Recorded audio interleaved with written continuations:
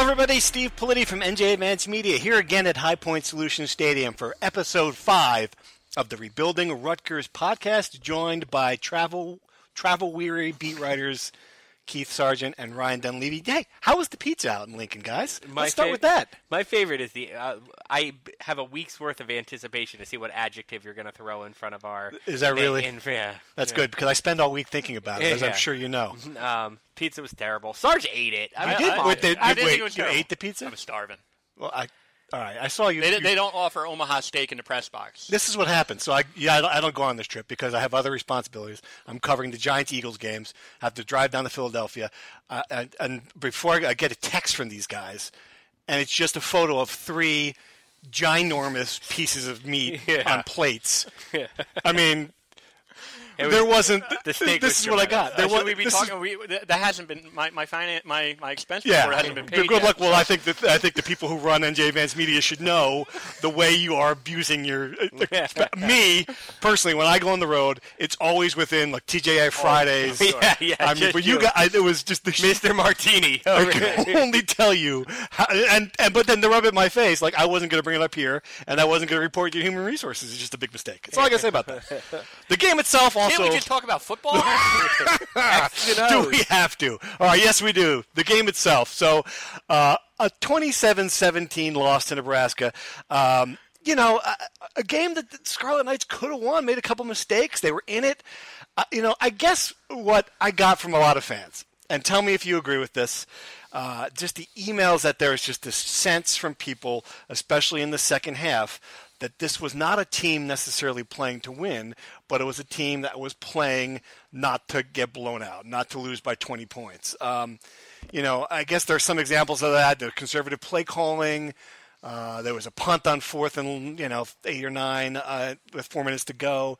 What do you think? You guys believe that? And if it is true, is it the right decision for this program where it is now? Yeah, I'm going to just start by saying what Chris Ash said today, 2 days after the game. He said, our plan going into this game was to make it a 4-quarter game, and that's exactly what we did.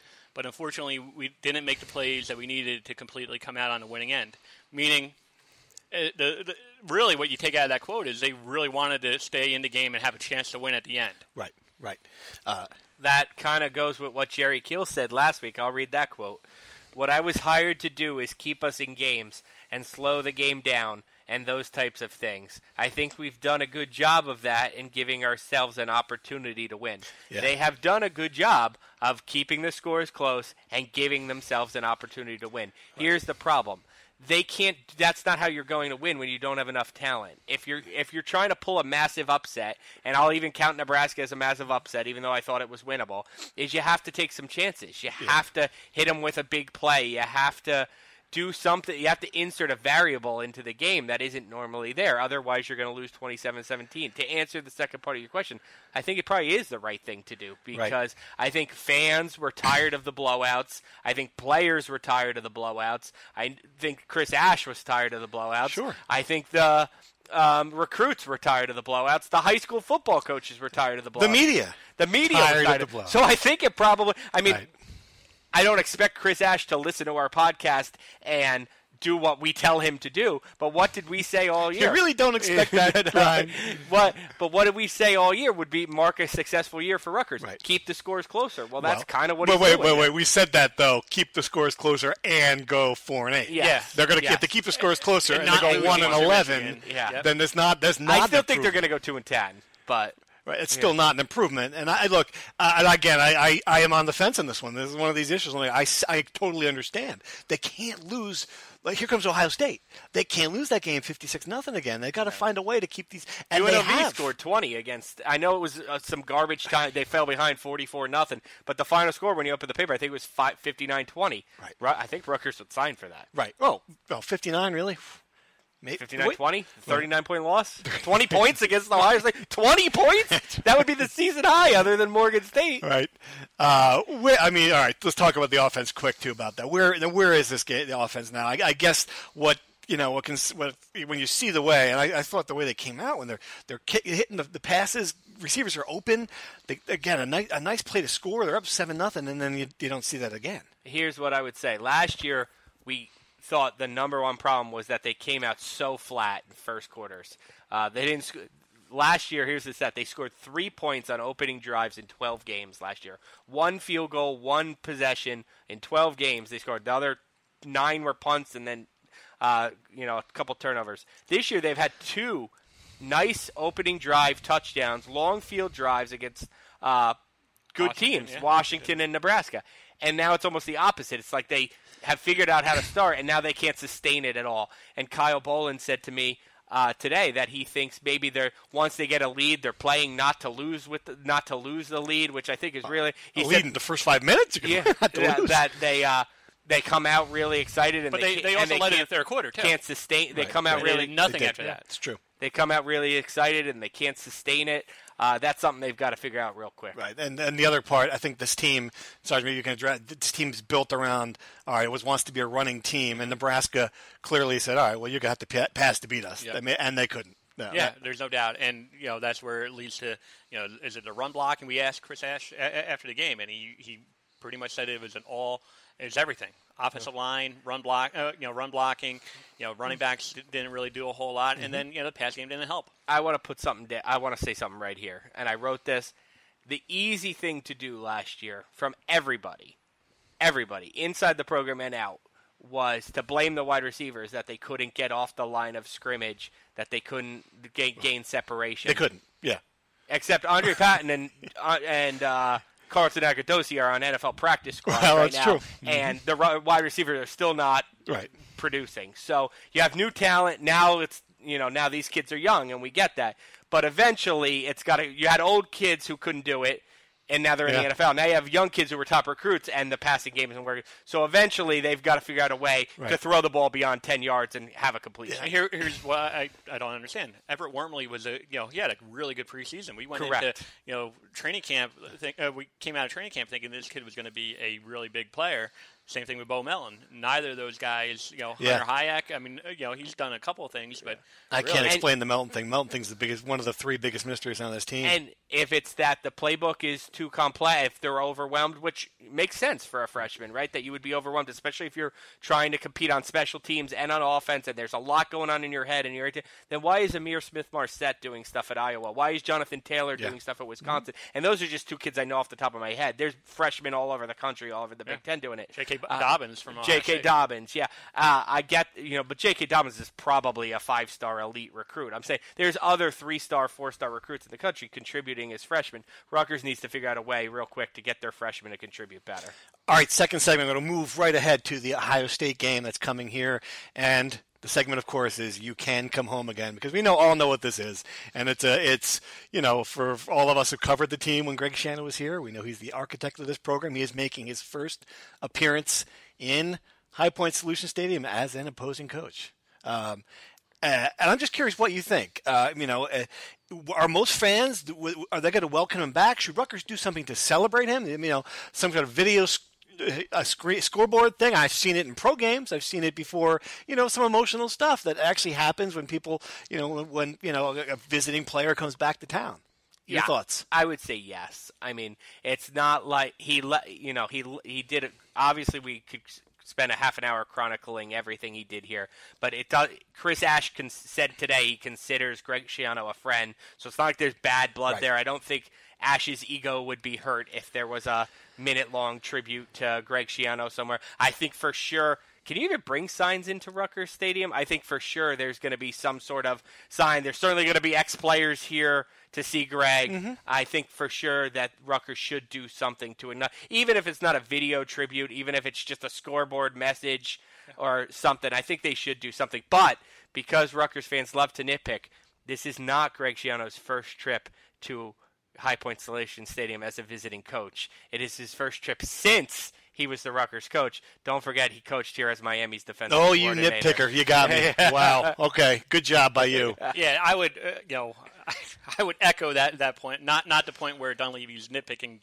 Politi, but I would definitely say that they should do something. If anything, just to kind of, throw Greg Schiano, make him more emotional and maybe get him off his there you go. Game plan. That's not going to work, but there you go. Greg Schiano's such an emotional guy. Exactly. Mr. Emotions. No, that probably won't work. But no, I think it's the right thing to do because, like you said, no bad blood. And, I think a large – to answer your other question, I think a large percentage of the fan base respects Greg and what he did, and right. He didn't leave to go to UConn. He didn't leave to It wasn't people.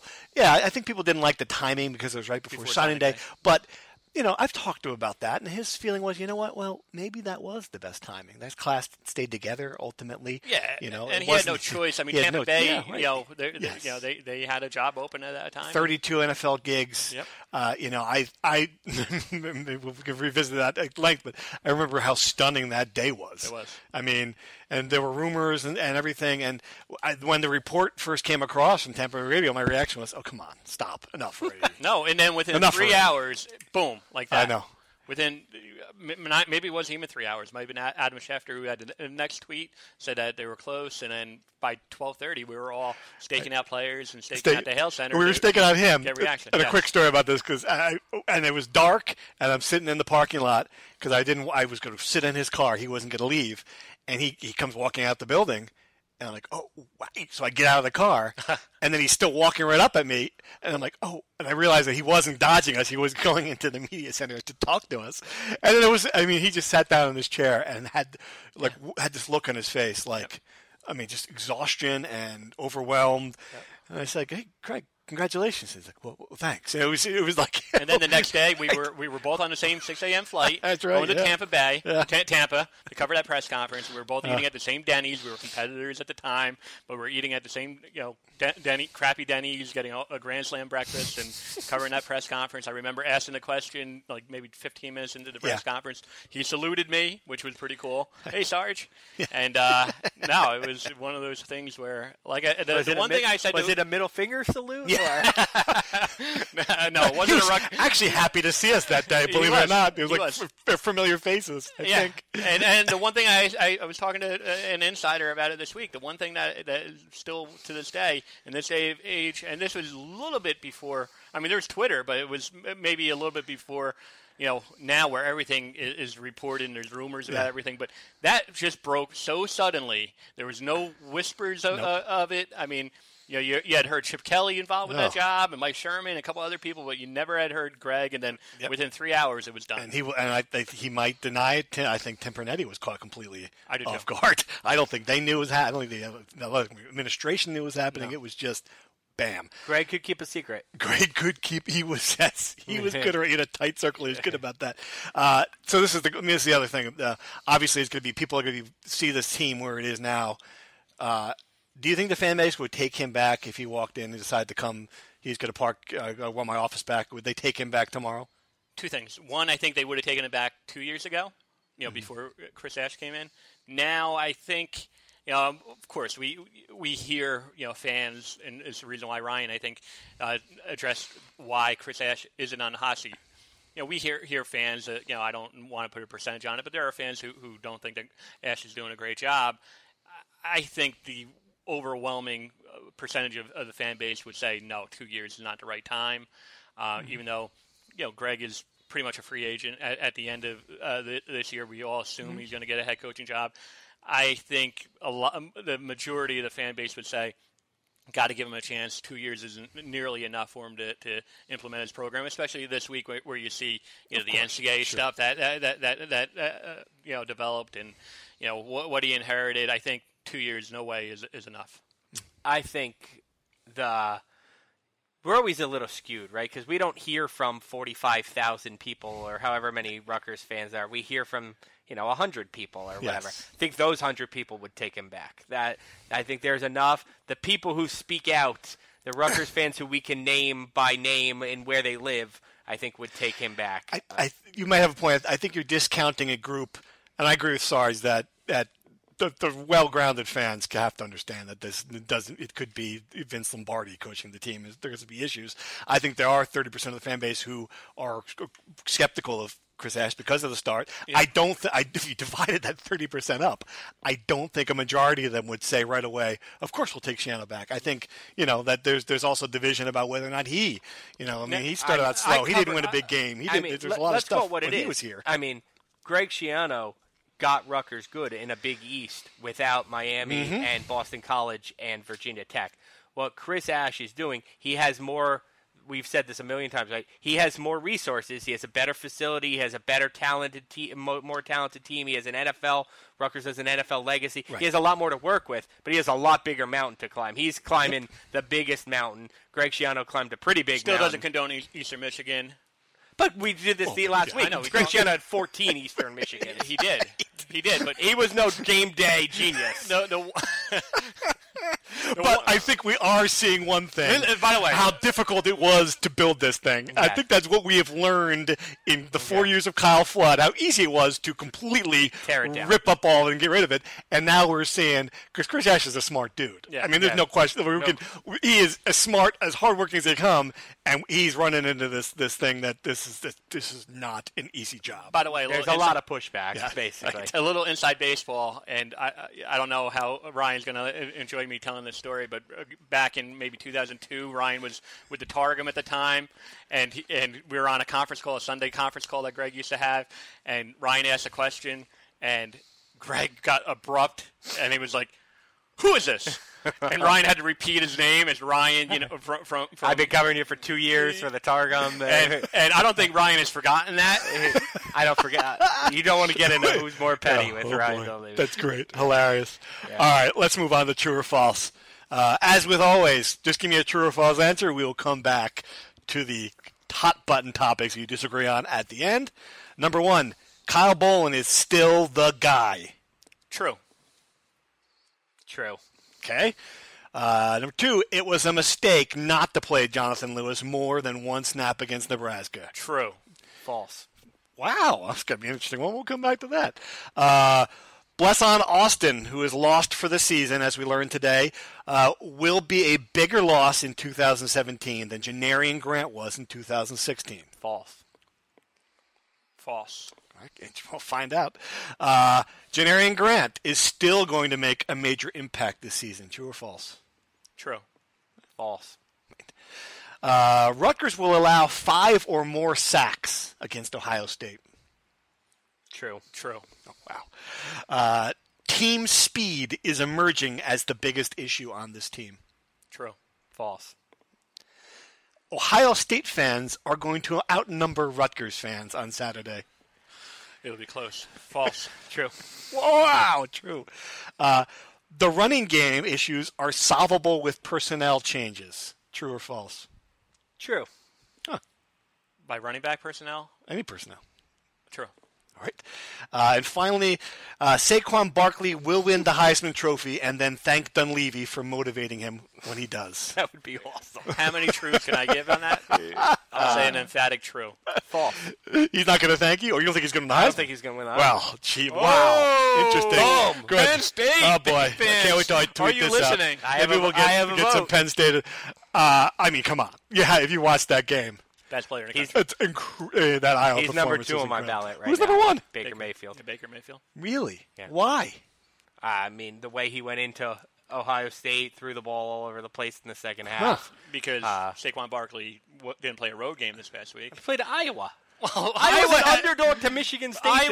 Did they beat Michigan last year? Does Iowa have a reputation of pulling upsets? I think Saquon Barkley's second on my ballot. He had 200. There's nothing wrong with that. Some of those What's runs. wrong with being second on I the think ballot? what he's got, and what's going to win is he's got some of those highlight plays now that you're like, wow. Yeah. And that's what you get. I mean, he's not going to have the numbers he even like returns kicks. Right. I mean, the guy does so much. I mean, come on. It's hard to go. All right, going back to Lewis, which I thought was interesting. You said false. He shouldn't have played more in that game. Why not? I did. Truthfully, listen. This isn't as shots against Jonathan Lewis because I firmly believe Jonathan Lewis will have a good future at Rutgers. I firmly believe he's the quarterback of the future. I do not think Jonathan Lewis is ready. I'm not sure when we played True False earlier this season if I said he should redshirt, but I was flirting with the idea in my head. I think you said true, yeah. I think you said it. Yeah. I'm just not a fan of forcing somebody in. And I think we saw even against Morgan State that he threw 2 passes, and one was a read option pass. I still haven't seen him drop back and pass the ball. And I just don't think, especially against Nebraska, which was geared up to stop the run, if you put in Jonathan Lewis, and it was one of those, hold up a sign, Jonathan Lewis is running, I just don't think that was going to do anything. So, to me, should he have played more against Nebraska? Yes, if he was going to air it out and use, even if he was going to have bad stats, use it as a learning experience to throw the ball. But if it was just going to be bring Jonathan Lewis in for 10 runs, then no, I don't think he should have played. I'll say 2 things. I'll say, one, he scored 5 touchdowns against Morgan State. I know it was Morgan State, but 2, the offense was not effective against Nebraska. Right. And they had a lot of those short yardage situations.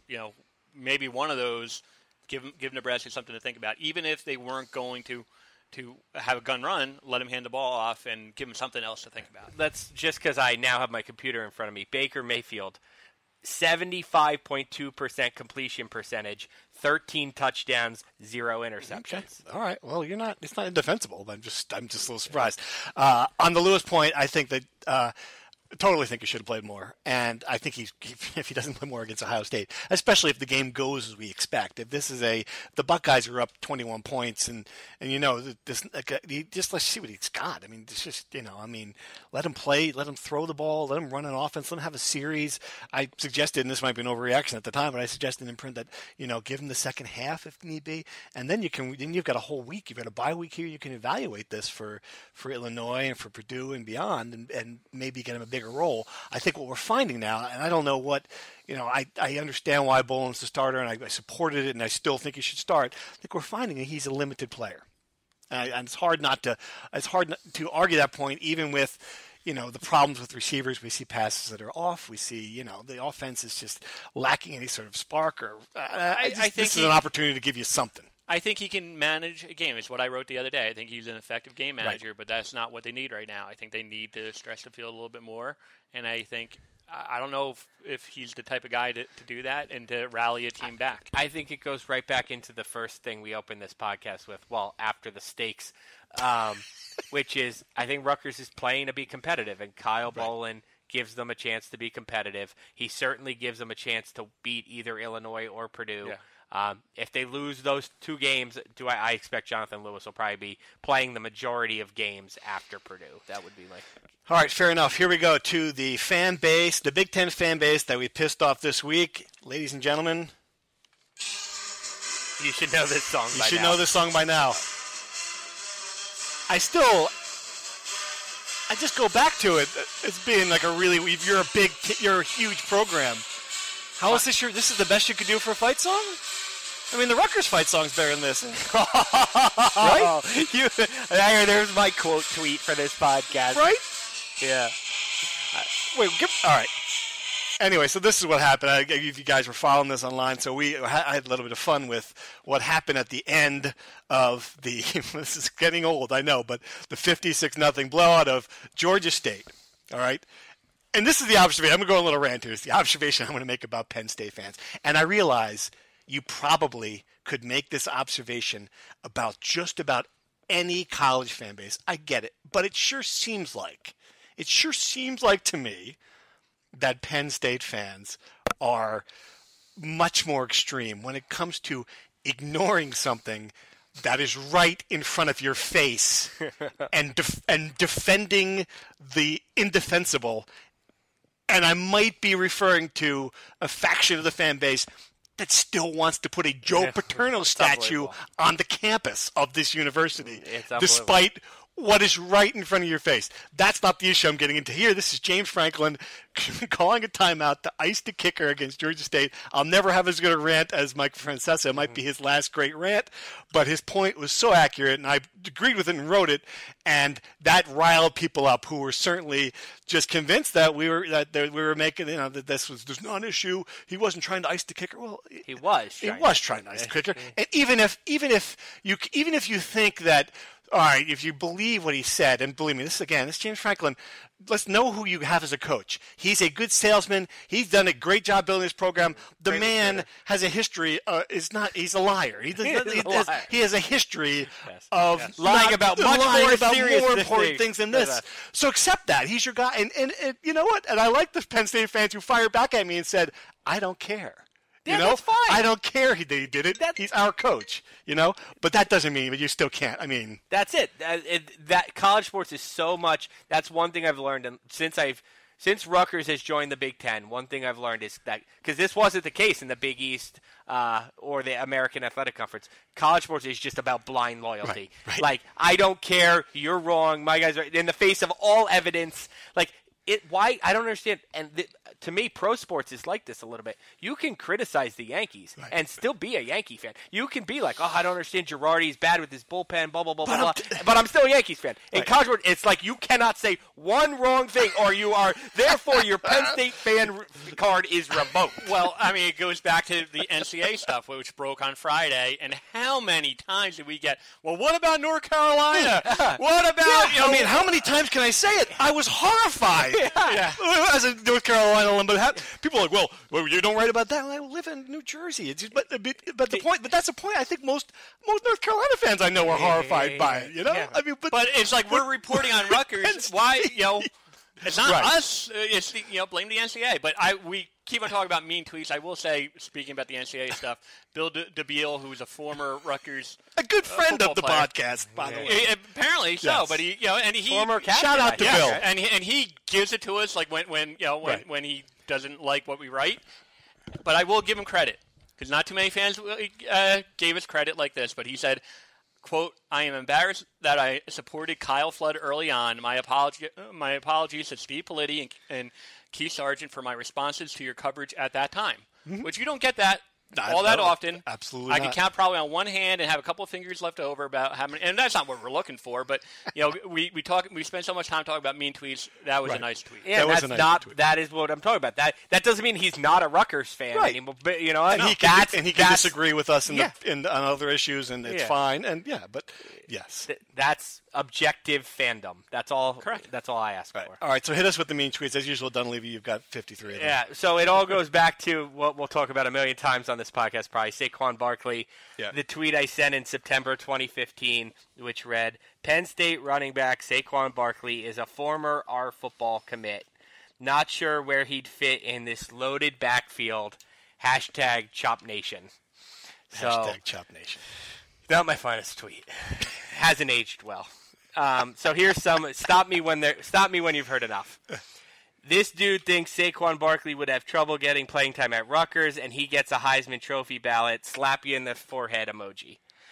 Then, you are one of the most biased writers I have ever come across. It would make sense if you wrote for a school like Ohio State, but RU is garbage. Okay. Then there's, this is the same dork who whined about Michigan's lack of a roster. What a clown. Then there's, I'm drinking beers out of a rolled-up printout of this tweet. I mean, is there a time limit on the mean tweet segment? Holy cow. Where would he fit in? At your mom's house. Well, that's it. I can stop you there. We have a winner at your mom's house. And he was a nice kid. I'm sure he'd have a good time. Mrs. Dunleavy, believe it or not, makes great Italian, great food. Yes. It was hard to watch that game, though, and not think Saquon Barkley would. Kyle Flood got a commitment. How did that happen? From the best player in college football, maybe, and at one time, he didn't recruit Akram Wadley, who was the second best player on that field, who would be the Big Ten Offensive Player of the Year if not for Saquon Barkley. It would be Akram Wadley from Newark. Matt Stanmeyer just wrote a great story on him. Check it out if you haven't seen it. Just mind-blowing that those two running backs are are tied to Rutgers, and they're tearing up that game. And at one time, and this happened, Saquon Barkley called Kyle Flood and said, I want to play at Rutgers. That happened. Yeah. I mean, he might have only thought of it, he might have slept on it and said, Norris Wilson. That happened. Norris Wilson. Norris Wilson found Saquon Barkley. Found him? Discovered him as a young, maybe a freshman at a camp, and said, we got to get this kid. And Saquon Barkley grew up a Rutgers fan. Grew up in the Ray Rice era. Incredible. Grew up a Rutgers fan in Pennsylvania, and wanted to come to Rutgers. So when Norris Wilson was like, we got to get this kid, Norris Wilson. Incredible. Author of the "You in the Green Shirt" press conference. I didn't know that. That is good stuff. And now he is, but by far, in my opinion, the best player in college football. Totally agree.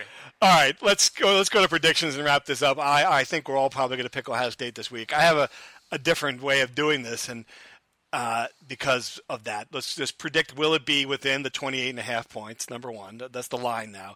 And number two, will Rutgers beat Ohio State in the next 10 years? And that's a serious question.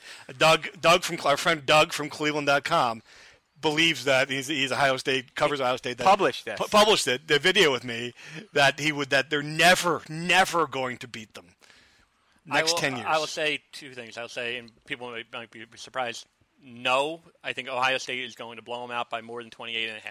I thought that line was a little low.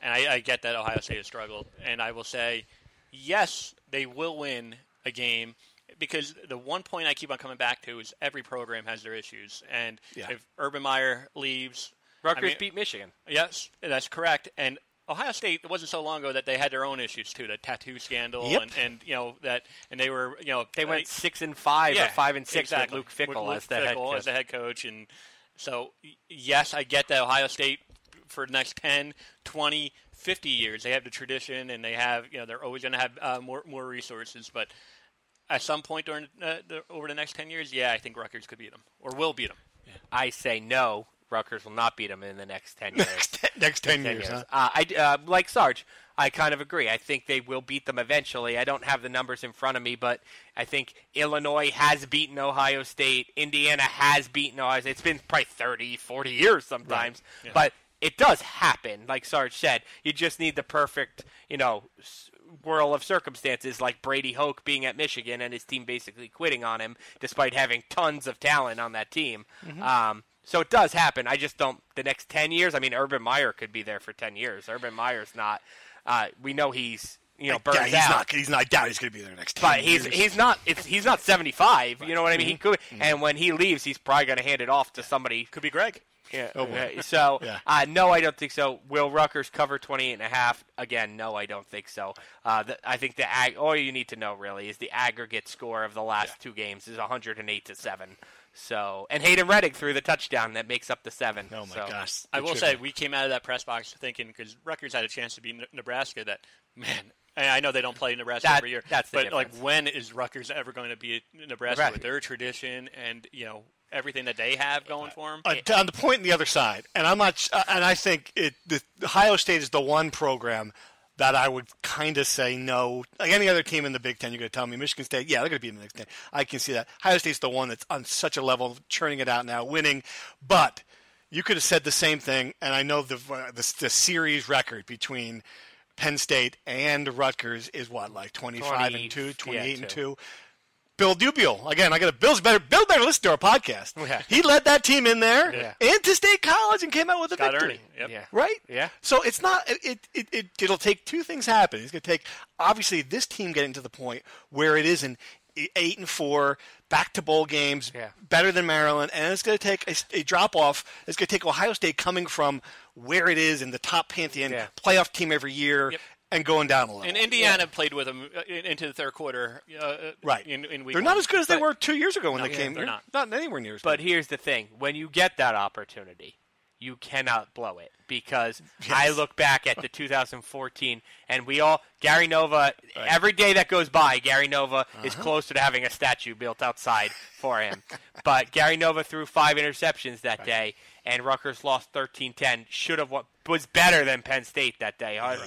And they let that opportunity go, and I have no idea when Rutgers is going to be. Yes, Barkley will be gone next year. McSorley will be gone next year. Frankly, could get an NFL job or something. Something's going to happen. But when that opportunity comes, you just can't let it go, because those teams get better a lot quicker than Rutgers. Rutgers is sooner going to beat Penn State again than it will beat Ohio State. I would agree with that. I would agree with that, but it could be 8 years and 15 years. Oh, boy. Yeah, and it's probably another topic for another podcast down the line, but everyone says, well, Rutgers will have resources in 2021. Well, guess what? Purdue has resources, and all these other Big Ten programs. just because they'll have the resources in 2021 doesn't mean that they're going to be all of a sudden magically from 21 to 25 are going to be, it's not like Rutgers gets a $55 million paycheck in 2021 and Ohio State gets zero. Yeah. They get the same $55 million paycheck they've been getting for the whole time. Did you see this? Then there's a story in the Wall Street Journal that said that Ohio State, this is what we're up against, Ohio State is worth, if they were sell it as a football program, worth $1.5 billion with a B dollars, while Rutgers is worth $140 million. I just found that fascinating. That would be like, what's that? If the Cowboys were competing against who? It's just, when you think about it, it's just amazing the level of disparity. But that's what are like the Jaguars worth? Yeah, I don't think it might be, because really that's like 1/30th essentially. 1.5 million. It's incredible. That's the challenge, and we'll be here to watch it, guys. Right? Looking forward. Saturday night. I don't know how much I'll be watching, but Saturday night here at High Point Solutions Stadium. Yeah, we'll be building the slideshow watching the game. All right, thanks for listening, folks. We'll be back next week to check in on how they did and to preview the bye week. Thanks.